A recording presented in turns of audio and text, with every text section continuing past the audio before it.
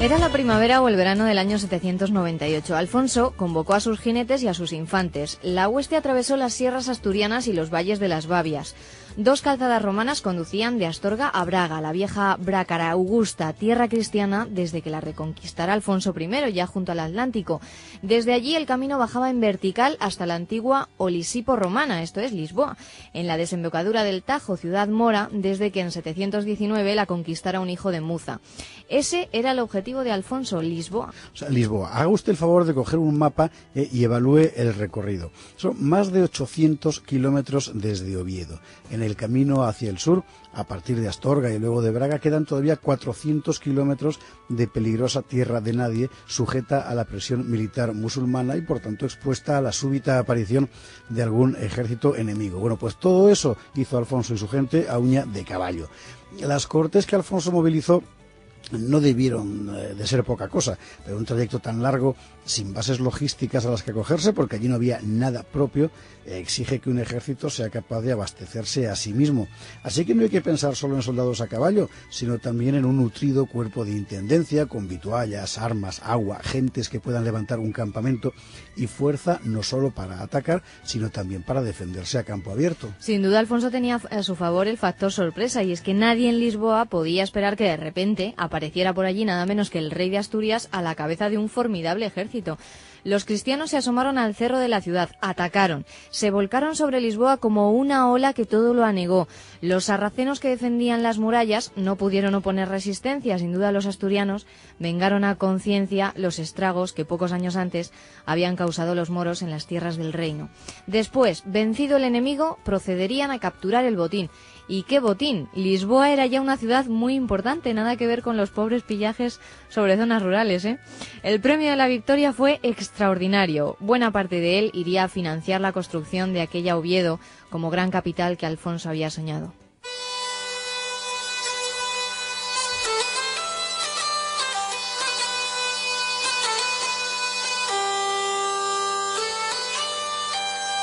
Alfonso, ya lo hemos dicho, conocía bien sus limitaciones, así que ante la visión de Lisboa derrotada seguramente trazaría inmediatamente su plan. Es decir, no permanecer allí ni un minuto más porque no podía garantizar su propia defensa.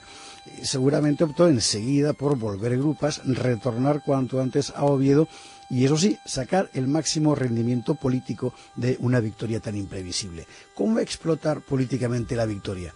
Bueno, haciendo que se conociera en toda la cristiandad, y eso pasaba por dar cuenta de la hazaña a Carlomagno.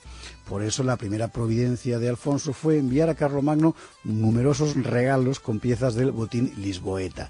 2 embajadores de Alfonso, llamados Fruela y Basiliscus, acudieron ese mismo otoño a Aquisgrán para entregar al rey carolingio las pruebas materiales de la victoria, entre ellas un nutrido grupo de cautivos musulmanes. La cabalgada de Alfonso II el Casto fue una proeza extraordinaria. Desde los días de Alfonso I y su hermano Fruela Pérez, nunca se habían aventurado tanto los guerreros cristianos fuera de sus montañas.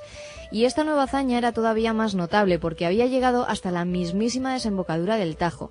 Alfonso II era plenamente consciente de hasta qué punto crecía ahora su prestigio ante Carlomagno, y el poderoso rey carolingio, por su parte, supo calibrar la importancia que había adquirido aquel pequeño reino del norte de España. Las relaciones entre Oviedo y Aquisgrán se hicieron mucho más estrechas, tal y como Alfonso había perseguido.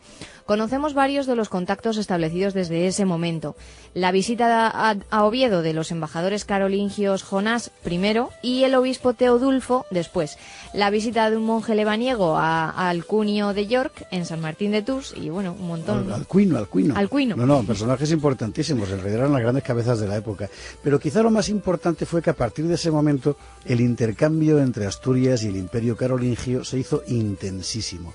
Porque no se trataba solo de embajadores y de intercambio epistolar entre las dos cortes. Hay que hablar de centenares de mercaderes, constructores y clérigos que empiezan a cruzar la frontera por Navarra en las dos direcciones. Y las consecuencias se van a notar en ámbitos muy distintos, en los sistemas de construcción, en los bienes y objetos que se venden en los mercados y en la moneda, porque a partir de este momento comienza a circular por Asturias los sueldos de plata carolingios, que era como el euro, pero solo para nosotros. El reino de Asturias había entrado definitivamente en la órbita de la cristiandad europea. Hoy diríamos que se había homologado con los países de nuestro entorno.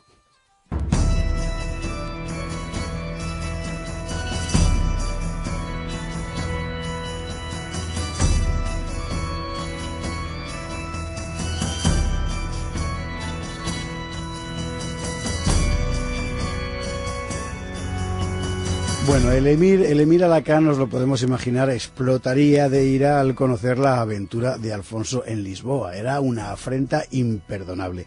Pero para fortuna cristiana e infortunio sarraceno, el emirato no estaba en condiciones de devolver la bofetada. No solo tenía que atender los gravísimos problemas en Mérida, Toledo y Córdoba que ya hemos contado aquí, sino que además ahora se le estaban declarando nuevos incendios en el norte, desde Pamplona hasta Aragón.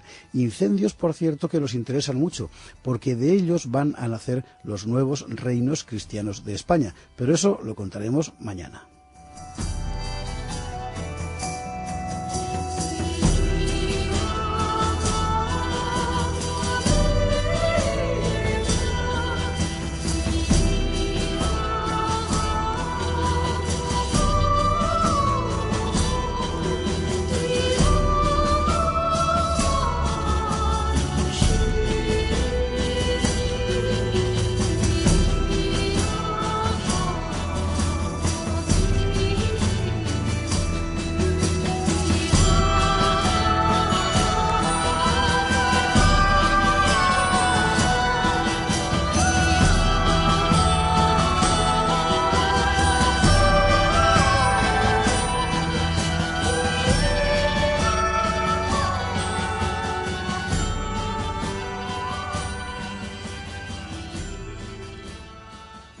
Las pruebas materiales de la victoria, entre ellas un nutrido grupo de cautivos musulmanes. La cabalgada de Alfonso II el Casto fue una proeza extraordinaria. Desde los días de Alfonso I y su hermano Fruela Pérez, nunca se habían aventurado tanto los guerreros cristianos fuera de sus montañas.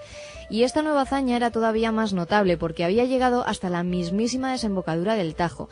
Alfonso II era plenamente consciente de hasta qué punto crecía ahora su prestigio ante Carlomagno, y el poderoso rey carolingio, por su parte, supo calibrar la importancia que había adquirido aquel pequeño reino del norte de España.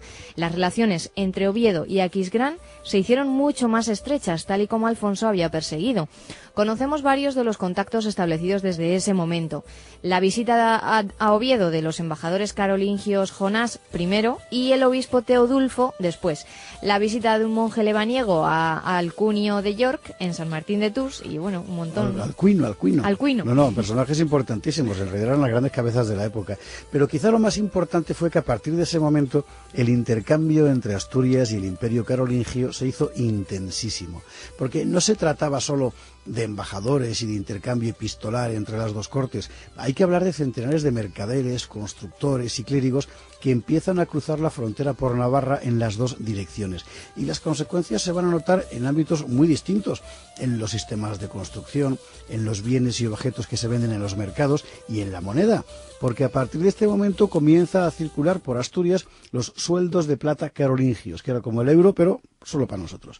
El reino de Asturias había entrado definitivamente en la órbita de la cristiandad europea. Hoy diríamos que se había homologado con los países de nuestro entorno.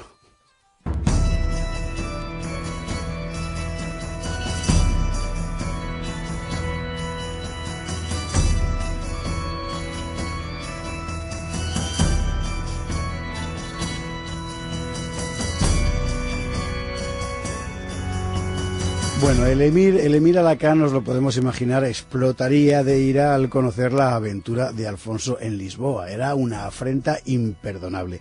Pero para fortuna cristiana e infortunio sarraceno, el emirato no estaba en condiciones de devolver la bofetada. No solo tenía que atender los gravísimos problemas en Mérida, Toledo y Córdoba que ya hemos contado aquí, sino que además ahora se le estaban declarando nuevos incendios en el norte, desde Pamplona hasta Aragón. Incendios, por cierto, que nos interesan mucho, porque de ellos van a nacer los nuevos reinos cristianos de España. Pero eso lo contaremos mañana.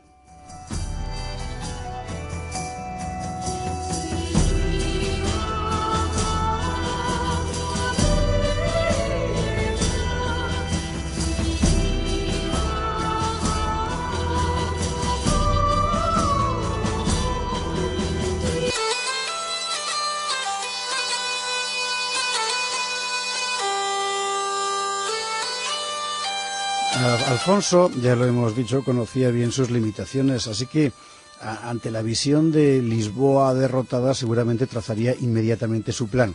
Es decir, no permanecer allí ni un minuto más porque no podía garantizar su propia defensa. Seguramente optó enseguida por volver grupas, retornar cuanto antes a Oviedo y, eso sí, sacar el máximo rendimiento político de una victoria tan imprevisible. ¿Cómo explotar políticamente la victoria? Bueno, haciendo que se conociera en toda la cristiandad, y eso pasaba por dar cuenta de la hazaña a Carlomagno. Por eso la primera providencia de Alfonso fue enviar a Carlomagno numerosos regalos con piezas del botín lisboeta.